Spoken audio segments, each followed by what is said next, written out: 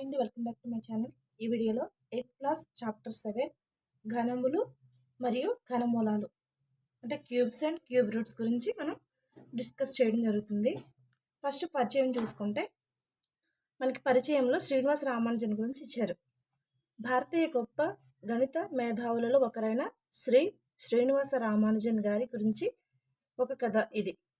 ఒకసారి మరొక ప్రముఖ గణిత శాస్త్రవేత్త ప్రొఫెసర్ జిహెచ్ ఆర్ది గారు వీరిని చూడడానికి 1729 నెంబర్ గల ట్యాక్సీలో వచ్చారు. ఆయన రామానుజన్ గారితో మాట్లాడుతూ, నేను వచ్చిన ట్యాక్సీ నెంబర్ 1729, ఇది ఒక నిస్తేజమైన సంఖ్య అని అన్నారు. నిస్తేజమైన సంఖ్య అంటే మనకి ఎడల్ నెంబర్ అని. శ్రీనివాస రామానుజన్ గారు వెంటనే స్పందిస్తూ 1729 ఒక ఆసక్తికరమైన సంఖ్య అని, మరియు అది రెండు విభిన్న సంఖ్యల ఘనముల మొత్తంగా రెండు విధములుగా రాయగల కనిష్ట సంఖ్య అని చెప్పారు. సో ఏ విధంగా రాస్తారు? 1729ని 1728 ప్లస్ 1 అంటే 12 క్యూబ్ ప్లస్ 1 క్యూబ్ కింద రాయొచ్చు 1729ని. నెక్స్ట్ 10 క్యూబ్ ప్లస్ 9 క్యూబ్ కింద రాయొచ్చు. ఇక్కడ చూసుకుంటే హార్ది రామానుజన్ సంఖ్య 1729 హార్ది రామానుజన్ కనిష్ట సంఖ్య. సో శ్రీనివాస రామానుజన్ యొక్క నెంబర్ ఎంత అని అడిగితే మనకి 1729 చెప్తాం. ఈ విధమైన సంఖ్యలు అపరిమితం. ఈ విధంగా ఉండే సంఖ్యలు అపరిమితం. వాటిలో కొన్ని 4104, 2, 16, 9, 15, 13832, 1820 to 24 వీటిని బ్రాకెట్లో ఇచ్చిన సంఖ్యలతో పరీక్షించమన్నారు. అంటే మనం క్యూబ్స్ కింద రాసినప్పుడు ఈ సంఖ్య వస్తాయని, 1729 ఏ విధంగా వచ్చిందో ఆ విధంగా వస్తాయని చెప్తున్నారు. 1729 అనేది హార్ది రామానుజన్ సంఖ్య అని తెలిసినప్పటికీ 1729 యొక్క విశిష్టత రామానుజన్కు 300 సంవత్సరాల పూర్వమే తెలియజేయబడింది. రామానుజన్ దీని గురించి ఎలా తెలుసుకున్నారు? తను సంఖ్యలను ప్రేమించేవాడు. అతని జీవితాంతం సంఖ్యలతో ప్రయోగాలు చేశారు. సంఖ్యలు 2 వర్గముల మొత్తంగా మరియు 2 ఘనముల మొత్తంగా రాయవచ్చని కనుగొన్నారు. ఇంకా చాలా ఆసక్తికరమైన ఘనముల అమరికలు ఉన్నాయి. ఇప్పుడు మనం ఘనమూలములు మరియు వాటి గురించి అనేక ఇతర ఆసక్తికరమైన విషయాలను నేర్చుకుందాం. ఘనము అన్న పదము రేఖాగణితంలో ఉపయోగించామని మనకు తెలుసు. ఘనము అనే పదము రేఖాగణితంలో ఉపయోగించామని మనకు తెలుసు. ఘనము అనగా అంచులు అన్నీ సమానంగా గల ఘనాకృతి. దీర్ఘఘనము సమగణం అంటాం కదా. సో ఇది మనకి సమగణం అవుతుంది. నెక్స్ట్ 2 సెంటీమీటర్ల అంచుగా గల ఘనము తయారు చేయడానికి 1 సెంటీమీటరు అంచుగల ఘనములు ఎన్ని కావాలి? 3 సెంటీమీటర్ల అంచుగల ఘనములు తయారు చేయడానికి 1 సెంటీమీటర్ అంచుగల ఘనములు ఎన్ని కావాలి? 1, 8, 27 సంఖ్యలను తీసుకుందాం. వీటిని పరిపూర్ణ ఘనములు లేదా ఘన సంఖ్యలు అంటారు. 1 అంటే 1 cube equal to 1, 2 cube equal to 8, 3 cube equal to 27. ఈ విధంగా వీటిని పరిపూర్ణ ఘనములు లేదా ఇలా వస్తూనే ఉంటాయి. పరిపూర్ణ ఘనములు లేదా ఘన సంఖ్యలు అంటాం. వాటికి ఈ పేరు ఎలా వచ్చిందో మీరు చెప్పగలరా? ఒక సంఖ్యను అదే సంఖ్యచే 3 సార్లు గుణించగా పై సంఖ్యలు వస్తాయి. 1 equal to 1 into 1 into 1, 1 cube. 8 equal to 2 into 2 into 2, 2 cube. 27 equal to 3 into 3 into 3, 3 cube అని మనకు తెలుసు. అలానే 5 cube equal to 5 into 5 into 5 అంటే 125. కావున 125 కూడా ఒక ఘన సంఖ్య అవుతుంది. 9 ఒక ఘన సంఖ్య కాదు. ఎందుకనగా 9 అనేది 3 ఇంటూ 3 మరియు ఒక సంఖ్యను దానితో 3 సార్లు గురించిగా వచ్చే లబ్ధం 9 వచ్చేలా ఎటువంటి శాస్త్ర సంఖ్య లేదు. సో మనకి 3 ఇంటూ 3 చేస్తే 9 వస్తుంది. ఇది వర్గంలో మాత్రమే. 3 ఇంటూ 3 ఇంటూ 3 చేస్తే మనకి 27 వస్తుంది. ఇంకా 2 into 2 into 2 equal to 8, 3 into 3 into 3 equal to 27. కనుక 9 పరిపూర్ణ ఘనము కాదు. 1 నుండి 10 వరకు గల ఘనములు ఈ దిగువ ఉన్నాయి.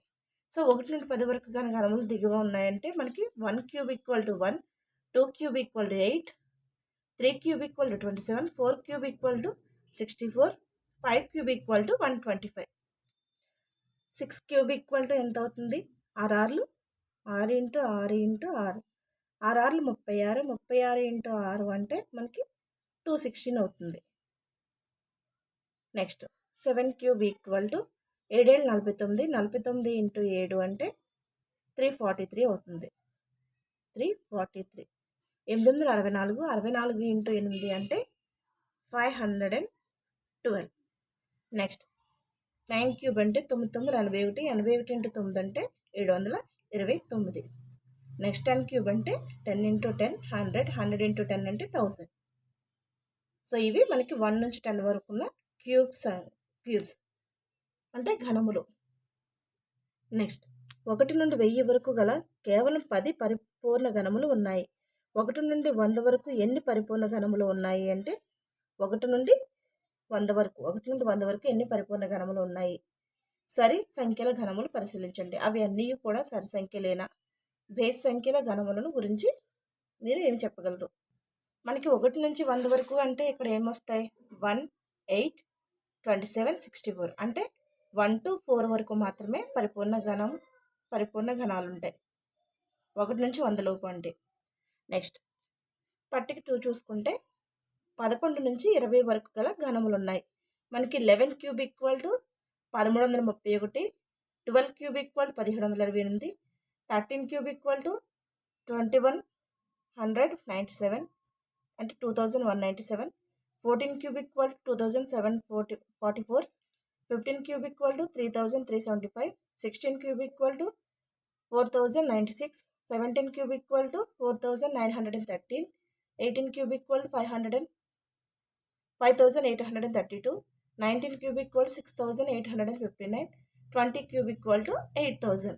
సో మనకి ఇక్కడ ఏమి ఇచ్చారు? 12 నుంచి 16 మేము సరి సంఖ్యలు, మా ఘనములు కూడా మాలాగే సరి సంఖ్యలు. సో ఇవి సరి సంఖ్యలు. 12, 16, 12, 14, 16 అనేవి సరి సంఖ్యలు. సో వాటి యొక్క ఘనములు కూడా మనకి వన్స్ ప్లేస్లో ఏముంది? 8, 4, 6 ఇవి ఈ 3 కూడా సరి సంఖ్యలు. నెక్స్ట్ 17, 19 అన్నారు. మేము బేస్ సంఖ్యలు, మా ఘనములు కూడా మాలాగే బేస్ సంఖ్యలు. 17 క్యూబ్ అంటే ఇక్కడ మనకి బేస్ సంఖ్య. 19 క్యూబ్ అంటే ఇక్కడ మనకి బేస్ సంఖ్య. అంటే 17, 19 అనేవి బేస్ సంఖ్యలు. బేస్ సంఖ్య అయితే ఘనములు కూడా బేస్ సంఖ్యలు అని అర్థం. నెక్స్ట్ ఒక స్థానంలో 1 కలిగి ఉన్న సంఖ్యలను పరిశీలించండి. వాటి ఘనములను కనుగొనండి. 1ల స్థానంలో 1 కలిగి ఉన్న సంఖ్యల ఘనములలో గల 1ల స్థానం గురించి మీరు ఏం చెప్పగలరు? అదేవిధంగా 1ల స్థానంలో 2, 3, 4 మొదలగు వాటిని కలిగి ఉన్న సంఖ్యల ఘనములలో గల 1ల స్థానంలో అన్వేషించండి. సో మనకి ఇంట్రడక్షన్ చెప్పుకోవడం వల్ల ఏమవుతుందంటే ఒక అవగాహన అనేది వస్తుంది ఆ లెసన్కి సంబంధించి. సో ఇక్కడ మనకి ప్రయత్నించండి అని ఇచ్చారు.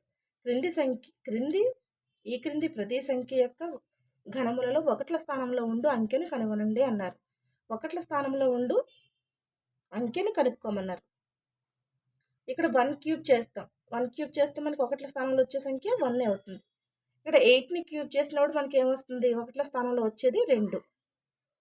ఈ 8ని చేస్తే 864, 64 ఇంటూ 8 అంటే 432 అంటే 1ల స్థానంలో వచ్చేది 2. నెక్స్ట్ 9981, 81 ఇంటూ 9 అంటే మనకి 1ల స్థానంలో వచ్చేది ఏంటి? 9. నెక్స్ట్ 5 ఉంది. 5తో 1ల స్థానంలో 5 వస్తుంది. 5 5 25, 25 ఇంటూ 5 అంటే 125. ఆ విధంగా 1ల స్థానంలో వచ్చేది 5. నెక్స్ట్ 4 ఉంది. 4 4 16, 16 4 64 అంటే 1ల స్థానంలో వచ్చేది ఏంటి? 4. నెక్స్ట్ 7 7 49, 49 ఇంటూ 7 అంటే మనకి 1ల స్థానంలో వచ్చేది 3. నెక్స్ట్ 2 క్యూబ్ అంటే మనకి 1ల స్థానంలో వచ్చేది 8. నెక్స్ట్ కొన్ని ఆసక్తికర అమరికలు. వరుస బేస్ సంఖ్యలు సంకలనం చేయడం. క్రింది వరుస బేస్ సంఖ్యలు మొత్తముల అమరికను గమనించండి. సో మనకి ఇక్కడ 1 క్యూబ్ ఇచ్చారు. 1 cube equal to 1 equal to 1. So 1కి క్యూబ్ ఎంత? 1. నెక్స్ట్ 3 + 5 అంటే 8. ఇది 2 క్యూబ్. ఇక్కడ ఏమన్నారు? వరుస బేస్ సంఖ్యలను సంకలనం చేయడం ద్వారా అంటే 1, 1, 3, 5, 7, 9 ఈ విధంగా బేస్ సంఖ్యలు తీసుకుంటాం. ఇక్కడ 1 తీసుకుంటే 1 క్యూబ్, ఇక్కడ 3 + 5 తీసుకుంటే 8 అవుతుంది. 8 అనేది దేనిది 2 క్యూబ్. నెక్స్ట్ 7 + 9 + 11 అంటే 27. 27 అంటే 3 క్యూబ్. నెక్స్ట్ 13. 11 తర్వాత వచ్చి 13 + 15 ఇది ఒక బేస్ సంఖ్యలో మొత్తం, ఇది 2 బేస్ సంఖ్యల మొత్తం, ఇది 3 బేస్ సంఖ్యల మొత్తం, ఇది 4 బేస్ సంఖ్యల మొత్తం. సో 13 + 15 + 17 + 19 = 64. 64 అంటే 4 క్యూబ్. నెక్స్ట్ 21 + 23 + 25 + 27 + 29 అంటే 125, 5 క్యూబ్. ఇది అమెరికా. ఎన్ని వరుస, ఇక్కడ ఏమడుగుతున్నారు, ఇది ఆసక్తికరంగా లేదా, ఎన్ని వరుస బేస్ సంఖ్యల మొత్తం 10 క్యూబ్ అవుతుంది. సో ఇక్కడ దీన్ని బట్టి చూసుకుంటే ఇక్కడ 1 2 3 4 5 6 అంటే 5 బేస్ సంఖ్యల మొత్తం 5 క్యూబ్ అవుతుంది. 5 బేస్ సంఖ్యలు ఏంటి 21, 23, 25, 27, 29. అలాగే ఇక్కడ చివరి 10 బేస్ సంఖ్యలు మొత్తం 10 క్యూబ్ అవుతుంది. అది మనం దీన్ని ప్రకారం కంటిన్యూ చేస్తే వస్తుంది. ప్రయత్నించండి అన్నారు. సో మనకి ఇక్కడ పైన అమరికను ఉపయోగించి క్రింది సంఖ్యల బేస్ సంఖ్యలు మొత్తంగా రాయము అన్నారు. 6 క్యూబ్ అంటే ఎంత అవుతుంది, మనం 29 తర్వాత బేస్ సంఖ్య తీసుకుంటే 6 నెంబర్స్ని యాడ్ చేస్తాం. సో మనకి ఇక్కడ చూసుకుంటే 6 క్యూబ్ అంటే 31 + 33 + 35 + 37 + 39 + 41 అంటే 1 2 3 4 5 6 నెంబర్స్ అంటే 6 బేస్ సంఖ్యలు, 6 వరుస బేస్ సంఖ్యలు మొత్తము 6 క్యూబ్. సో ఇది వరుస క్రమం అన్నారు కానీ మొదటి అనలేదు కాబట్టి సో 6 క్యూబ్ అంటే ఈ విధంగా వస్తాయి. 7 క్యూబ్ అంటే 43 నుంచి 55 వరకు ఉన్న బేస్ సంఖ్యలు. నెక్స్ట్ 8 క్యూబ్ అంటే 57 నుంచి 71 వరకు ఉన్న బేస్ సంఖ్యలు మొత్తంగా రాస్తాం. నెక్స్ట్ 9 క్యూబ్ అంటే 73 నుంచి 89 వరకు ఉన్న మొత్తం బేస్ సంఖ్యలు మొత్తం. సో 1000 అంటే మనకు ఆల్రెడీ ముందు అడిగేది కదా ఇది క్వశ్చన్లో. 91 నుంచి 109 వరకు ఉన్న వరుస బేస్ సంఖ్యలు మొత్తంగా రాస్తే 1000 వస్తుంది. నెక్స్ట్ క్రింది అమరికను గమనించండి. 2 cube - 1 cube = 1 + 2 × 1 × 3. Next 3 cube - 2 cube = 1 + 3 × 2 × 3. 4 cube - 3 cube = 1 + 4 × 3 × 3. So ఇది మనకి వరుస పెరుగుతూ ఉంటుంది ఇది ఇక్కడ అడిగిన దాన్ని బట్టి. దీన్ని ఉపయోగించుకుని మనం ఈ సంఖ్యలను చేయవచ్చు. నెక్స్ట్ ఘనములు మరియు వాటి ప్రధాన కారణాంకాలు. క్రింది సంఖ్యలు మరియు వాటి ఘనములు ప్రధాన కారణాంకాల లబ్ధం గమనించండి. సంఖ్యల ప్రధాన కారణాంకాల లబ్ధం, వాటి ఘనముల ప్రధాన కారణాంకాల లబ్ధం. ఇక్కడ ఏమిస్తున్నారు, ప్రతి ప్రధాన కారణాంకం దాని ఘనములో 3 టైమ్స్ వచ్చింది అంటే ఇక్కడ 4 ఉంది. ప్రధాన సంఖ్యల ప్రధాన కారణాంకాల లబ్ధం ఇది. సంఖ్యల ప్రధాన కారణాంకాల లబ్ధం ఇలా రాస్తాం. 4 = 2 × 2, 6 = 2 × 3, 15 = 3 × 5, 12 = 2 × 2 × 3. సో ఘనములకు వచ్చేసరికి ఏమవుతుంది, 4 క్యూబ్ అంటే 64 వస్తుంది. 2 × 2 × 2 × 2 × 2 × 2 అంటే 2 × 2 క్యూబ్ × 2 క్యూబ్ ఎంత అవుతుంది 2/6. మనకి 4 క్యూబ్ అంటే 2/6 = 64 అవుతుంది. ఆ విధంగా 6 క్యూబ్ అంటే 216, 216 అంటే 2 × 2 × 2 × 3 × 3 × 3 అంటే 2 క్యూబ్ × 3 క్యూబ్. నెక్స్ట్ 15 అంటే ఇక్కడ మనకి ఓన్లీ ఇక్కడ ఒక సంఖ్య ఇచ్చారు. 4ని తీసుకుని 4, 6, 15, 12 తీసుకున్నాం. ఇక్కడ 4 క్యూబ్, 6 క్యూబ్, 15 క్యూబ్, 12 క్యూబ్ అంటే ఇక్కడున్న వాటికి మనకి క్యూబ్స్ అనేవి వస్తాయి. అంటే ఇక్కడ 2 ఉన్నాయి, ఇలా 2 జతలుగా ఉన్నవి 3 వస్తాయి. 1 2 3. నెక్స్ట్ ఇక్కడ 6 అంటే 6 క్యూబ్ అంటే మనకి 2 × 3, 2 × 3, 2 × 3 అంటే 2 × 3, 2 × 3, 2 × 3. నెక్స్ట్ 15 ఉంది 3 × 5. 3 × 5 అనేది ఇక్కడ వస్తుంది, 3 టైమ్స్ వస్తుంది. 3 × 5, 3 × 5, 3 × 5. సో 3 × 5 అనేది 3 టైమ్స్ రిపీట్ అవుతాయి. 12 క్యూబ్ అంటే 1728 కాబట్టి ఇక్కడ 2 × 2 × 3 అనేది 3 టైమ్స్ రిపీట్ అవుతుంది. ఇక్కడ 2 క్యూబ్ × 2 క్యూబ్ × 3 క్యూబ్. నెక్స్ట్ ఏదైనా ఒక సంఖ్య ప్రతి ప్రధాన కారణాంకము దాని ఘనము ప్రధాన కారణాంకాల యొక్క లబ్ధంతో 3 సార్లు వస్తుందని గమనించండి. సో ఇక్కడ a/m × b/m = a × b whole power m. ఇక్కడ a/m × b/m ఇక్కడ మనకి ఘాతాల్లో ఉన్న సంఖ్య ఈక్వల్గా ఉంది, సేమ్. సో ఇక్కడ భూమిలో ఉన్నవి వేరే వేరే ఉన్నాయి అంటే ఈ ఘాతాన్ని హోల్డ్ చేసుకుంటాం. మనం ఘాతాన్ని కామన్గా రాస్తే a × b whole power m. So మనకి ఎలా అంటే 2 క్యూబ్ ఇంటూ 3 క్యూబ్ ఉంది. సో 2 ఇంటూ 3 హోల్ క్యూబ్ రాసుకుంటాం. అది అప్పుడు ఈ హోల్ క్యూబ్ అనేది 2కి చెందుతుంది, 3కి చెందుతుంది. సో ఇక్కడ కూడా m అనేది ఏకి చెందుతుంది, బికి చెందుతుంది అని అర్థం. ఏదైనా ఒక సంఖ్య ప్రధాన కారణాంకాల లబ్దంలో ప్రతి కారణాంకం 3 సార్లు ఉన్నచో ఆ సంఖ్య పరిపూర్ణ ఘనము అవుతుందా? దీని గురించి ఆలోచించండి. 216 ఒక పరిపూర్ణ ఘనము అవుతుంది. పరిపూర్ణ ఘనం అనేది అవుతుంది. 216 అనేది మనకి 6 క్యూబ్ కాబట్టి పరిపూర్ణ ఘనం అవుతుంది. నెక్స్ట్ 729 ఒక పరిపూర్ణ ఘనమా? పరిపూర్ణ ఘనమే అవుతుంది ఇది. ఎందుకని 9 క్యూబ్ ఈక్వల్ టు 729 కాబట్టి. లేదంటే 3 ఇంటూ 3 ఇంటూ 3 ఎంత అవుతుంది? 27 ఇంటూ 27 అంటే 729.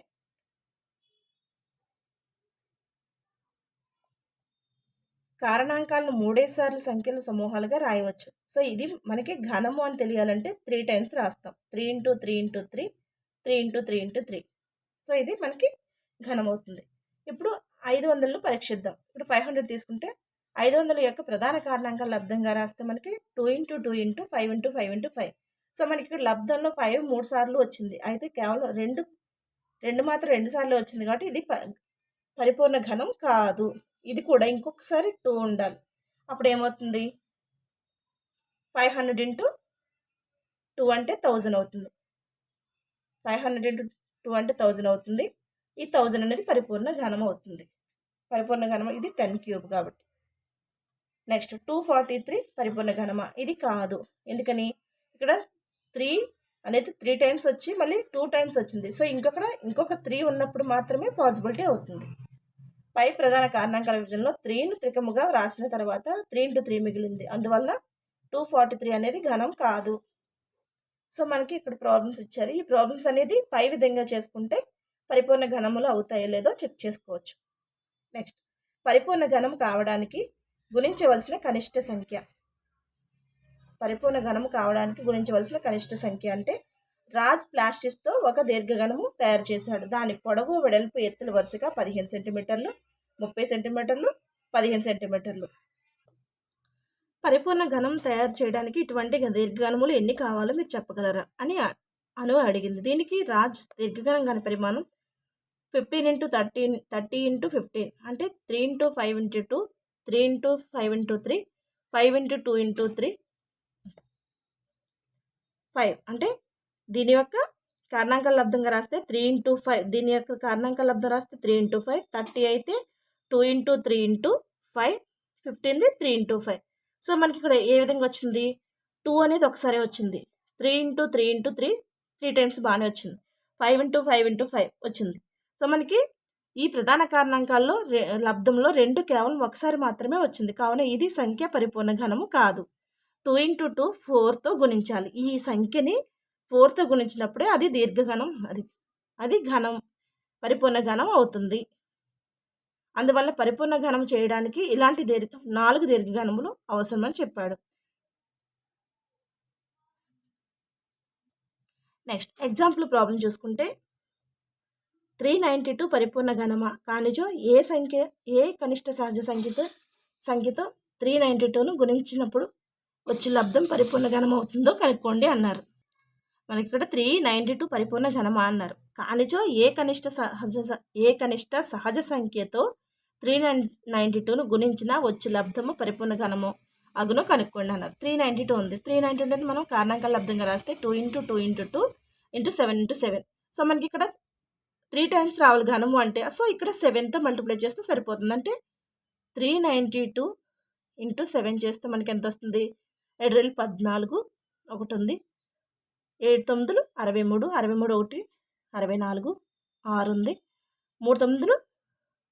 3 9 3 21, 21ని 6 అంటే 27, అంటే 2744 అనేది మనకి పరిపూర్ణ ఘనం అవుతుంది.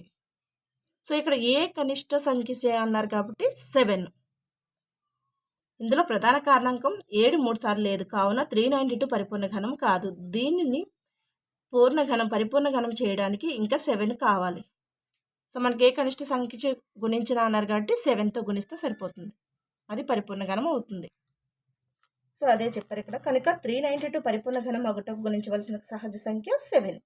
నెక్స్ట్ ఎగ్జాంపుల్ నెంబర్ 3 చూసుకుంటే 53,240 పరిపూర్ణ ఘనమా కానిచో ఏ కనిష్ట సహజ సంఖ్యచే 53,240ను భాగించిన భాగఫలం పరిపూర్ణ ఘనం అవుతుంది అన్నారు.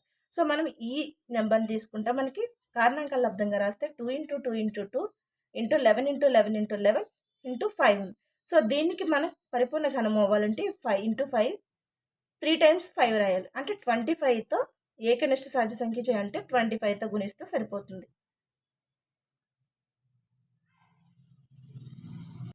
ఇక్కడ గుణించినప్పుడు మాత్రమే 25. ఇక్కడ భాగించిన అన్నారు.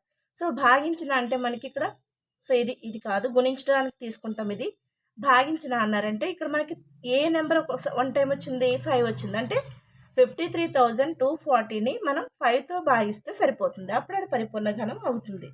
అంటే 53,240 పరిపూర్ణ ఘనం అగుటకు భాగించవలసిన కనిష్ట సంఖ్య ఎంత, 5. సో భాగిస్తే ఎంత అవుతుంది, 53,240/5 చేస్తే మనకి 1 5 5 6 5 30, 0 పెట్టుకుంటే 6 5 30, ఇక్కడ 24 ఉంటుంది, 4 5 20, 20 పోతే 8 5 40. సో మనకి ఎంత వచ్చింది, ఇది పరిపూర్ణ. ఈ సందర్భంలో పరిపూర్ణ ఘనం ఎంత, 10,648. భాగించిన ఇక్కడ చూసుకోవాలి మనం, ప్రాబ్లం ఇచ్చినాడు గుణించిన అడిగారా లేదంటే భాగించిన అడిగారా చూసుకుంటే సరిపోతుంది. నెక్స్ట్ ఎగ్జాంపుల్ నెంబర్ 4 చూసుకుంటే 1,188 పరిపూర్ణ ఘనమా కానిచో ఏ సంఖ్యచే భాగిస్తే ఏ సంఖ్యచే భాగించినచో అది భాగఫలం పరిపూర్ణ ఘనము అవుతుంది అన్నారు. సో మనం 1,188ని ప్రధాన కారణాంకాల లబ్ధంగా రాస్తే 2 × 2 × 3 × 3 × 11. సో మనం ఇక్కడ భాగించిన అన్నారు కాబట్టి 2 × 2 × 11తో మనకు భాగిస్తే సంఖ్యను సరిపోతుంది. ఎందుకని అవి తక్కువ ఉన్నాయి కాబట్టి 2 × 2 ఎంత, 4, 4 × 11 అంటే 44. అంటే ఈ సంఖ్యను ఇచ్చిన సంఖ్యను 44తో భాగిస్తే సరిపోతుంది. ప్రధాన కారణాంకాలు 2 మరియు 11 3 సార్లు లేవు కనుక 1,188 పరిపూర్ణ ఘనము కాదు. 1,188 యొక్క ప్రధాన కారణాంకములలో 2 సార్లు మరియు 11 కేవలం ఒకసారి మాత్రమే ఉంటుంది. కనుక మనం ఇచ్చిన సంఖ్యను 2 × 2 × 11 44తో = 44 చే భాగించినచో భాగఫల ప్రధాన కారణాంకాల లబ్ధంలో 2 మరియు 11 ఉండవు. అందువలన 1,188 పరిపూర్ణ ఘనం అగుటకు భాగించవలసిన కనిష్ట సహజ సంఖ్య 44 మరియు ఫలిత పరిపూర్ణ ఘనము ఎంత వస్తుంది, 27. 27 అంటే ఎంత, 3³ నెక్స్ట్ ఎగ్జాంపుల్ ప్రాబ్లం 5th చూసుకుంటే 68,600 పరిపూర్ణ ఘనమైన కానిచో ఏ కనిష్ట సహజ సంఖ్యచే గుణించిన 68,600 పరిపూర్ణ ఘనమగును కనుక్కోండి అన్నారు. సో మనకి ఇది ముందు ప్రధాన కారణాంకాల లబ్ధంగా రాయడం ఆల్రెడీ మనము స్క్వేర్ రూట్స్లో చెప్పుకున్నాం. ఆ విధంగా రాసుకున్న తర్వాత ఇక్కడ ఏ సంఖ్య అయితే తక్కువగా ఉందో గుణించిన అన్నారు కాబట్టి ఆ సంఖ్యతో మనం గుణిస్తాం. ఘనము కాబట్టి 3 టైమ్స్ కంపల్సరీ రావాలి. ఇక్కడ 2 × 2 × 2 3 టైమ్స్ కరెక్ట్గానే ఉంది, 7 × 7 కరెక్ట్గా ఉంది. సో 5 × 5 × 5 చేస్తేనే మనకు అవుతుంది. అంటే ఏ కనిష్ట సహజ సంఖ్య అంటే ఇక్కడ 5 × 5 × 5 రావాలి కాబట్టి ఇక్కడ 5 చేస్తాం. అంటే 5 అనేది 3 సార్లు లేదు కావున అది పరిపూర్ణ ఘనం కాదు. దీన్ని పరిపూర్ణ ఘనం చేయడానికి 5 చే గుణించాలి. సో ఈ సంఖ్యని 5 చే గుణిస్తే మనకి అది పరిపూర్ణ ఘనం అవుతుంది. 5 చే గుణిస్తే మనకి ఈ నెంబర్ వస్తుంది. 343 ఒక పరిపూర్ణ ఘనం అని గమనించాం. ఉదాహరణ 5 నుండి 3,43,000 కూడా పరిపూర్ణ ఘనం అని మనం తెలుసుకుంటాం. 343 అంటే మనకి 7³ = 343 కాబట్టి అప్పుడు ఏమవుతుంది, 70³ మనకి 3,43,000 అవుతుంది. Thank you. ఈ వీడియో కనుక మీకు నచ్చితే లైక్ చేసి సబ్స్క్రైబ్ చేయండి. ఇది ఓన్లీ ఇంట్రడక్షన్ మాత్రమే. నెక్స్ట్ వీడియోలో 7.1 ఎక్సర్సైజ్ గురించి డిస్కస్ చేసుకుందాం. Thank you.